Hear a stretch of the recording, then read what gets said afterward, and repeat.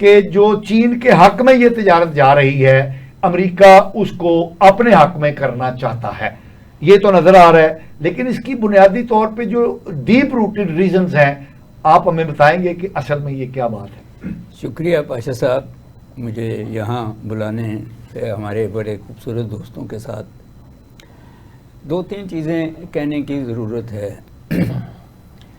Second world war के बाद जो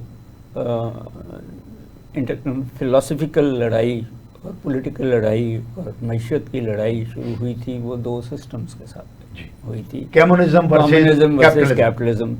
और कैपिटलिज्म जो है वो नाटो और इस तरह के बन गया। जी, उन्होंने नाटो भी बना लिया और उन्होंने EU भी बना लिया और उन्होंने अमेरिका के साथ मिलकर वार्सा पैक्ट बना लिया। इन्होंने वार्सा पैक्ट बनाया, मगर वो सोवियत यूनियन थे। जी, सोवियत यूनियन।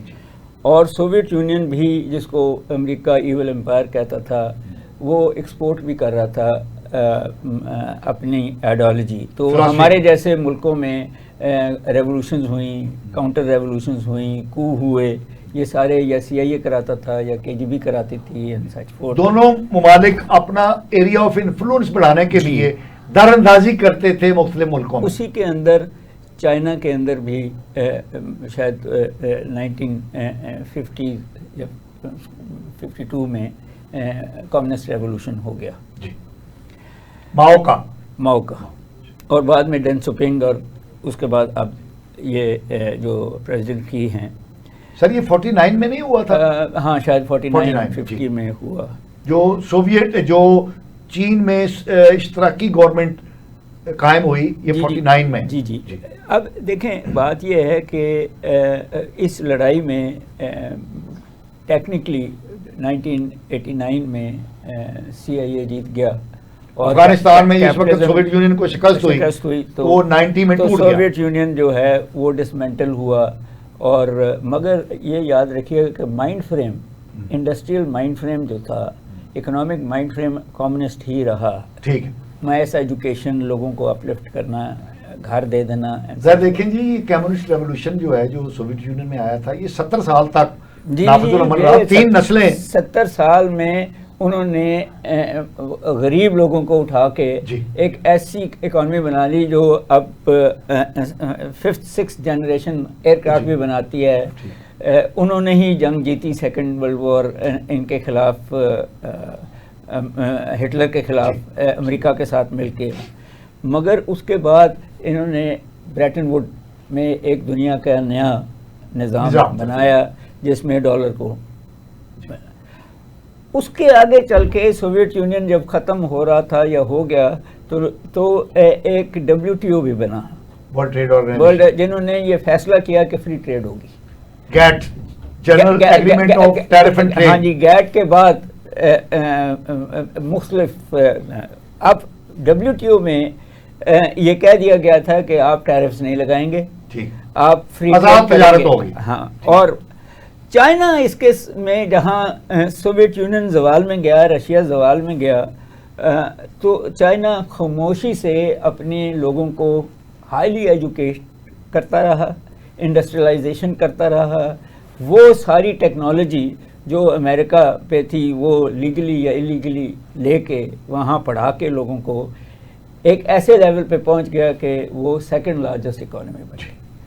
अब पिछले चंद 10-20 सालों में, स्पेशली कोविड के बाद, लड़ाई फिर वही कम्युनिज्म वर्सेस कैपिटलिज्म शुरू हो गई। लेकिन कम्युनिज्म की सोवियत यूनियन की जगह पे अब चाइना सामने आ गया। हाँ। ओके, मगर चाइना अब मिलिट्रीली, हालांकि वो भी 5th-6th जनरेशन वेपन्स बना रहा है, मगर वो अफ्रीका में इन्वेस्टमेंट करके, ये जो रोड, पाकिस्तान में रोड और बेल्ट इनिशिएटिव है, इसमें करके, यूरोप में इन्वेस्टमेंट करके, मिनरल्स में इन्वेस्टमेंट करके, और अमेरिका के साथ कोऑपरेशन करके, वहाँ वो, जिस तरह आप ही ने कहा कि सबसे ज़्यादा जो इन्वेस्टमेंट चाइना में है वो अमेरिकनों की है, और सबसे ज़्यादा एक्सपोर्ट जो है वो अमेरिका। डॉक्टर साहब ने बड़ी खूबसूरत बात कही है, मैं इसको समराइज कर दूं कि चीन ने जो मॉडल इख्तियार किया दुनिया में सुपीरियर बनने का, वो मार धाड़ का नहीं था, जंगो-जदल का नहीं था।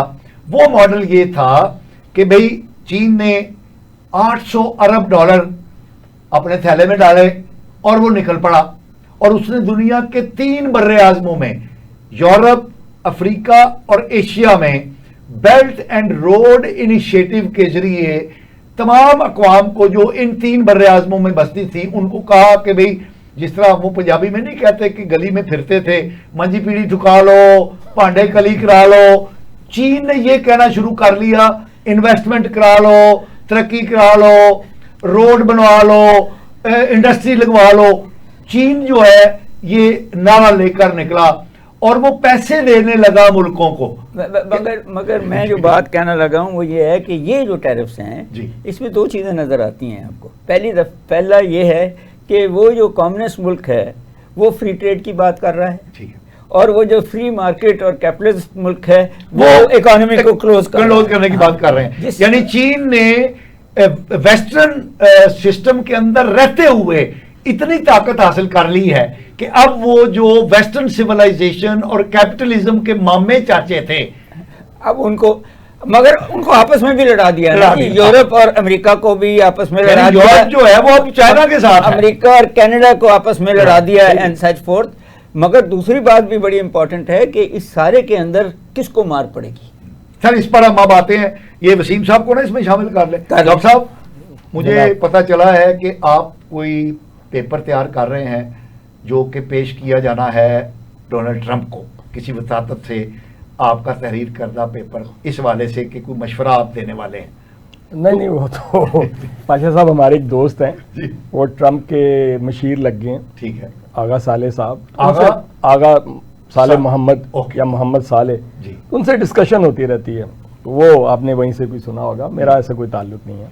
तो क्या वैसे होने वाला है जो बड़ी इंटरेस्टिंग है, मेरे उस्ताद मोहतरम ने जो बड़ी खूबसूरत बातें की हैं, खूबसूरत है खुद भी, बातें भी खूबसूरत नहीं है, खुद भी खूबसूरत। तो उसमें जब इंडस्ट्रियल रेवोल्यूशन आया 1890 में अमेरिका में, तो अमेरिका ने ये डिसाइड कर लिया कि हमने इंडस्ट्री खड़ी करनी है।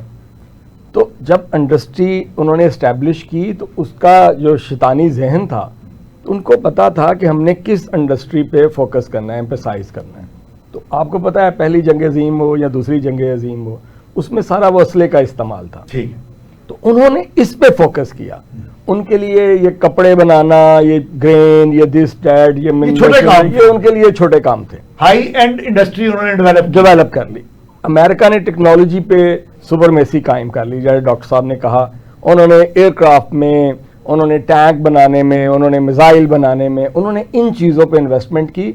और फिर दूसरी जंग अजीम के बाद पूरी दुनिया को जी भर के असला बेचा, और जहां उनका दिल करता था और वहां वो टेंशन क्रिएट करा देते थे, फिर असला बेचना शुरू। अब देखिए ना, आम सी मैं एग्जांपल देता हूँ, सऊदी अरब ने आज तक कोई जंग नहीं लड़ी, लेकिन दुनिया का सबसे बड़ा खरीदार जो है असले का वो सऊदी अरब है। उसको डरा के वो ईरान से डरा हाँ, कतर को असला बेच रहे हैं जी, सऊदी अरब को असला बेच रहे हैं, यूएई को असला बेच रहे हैं, और टर्की में वो प्लांट लगा दिए हैं। बस कहने का मकसद है ये उनकी वो पावर थी, स्ट्रेंथ थी।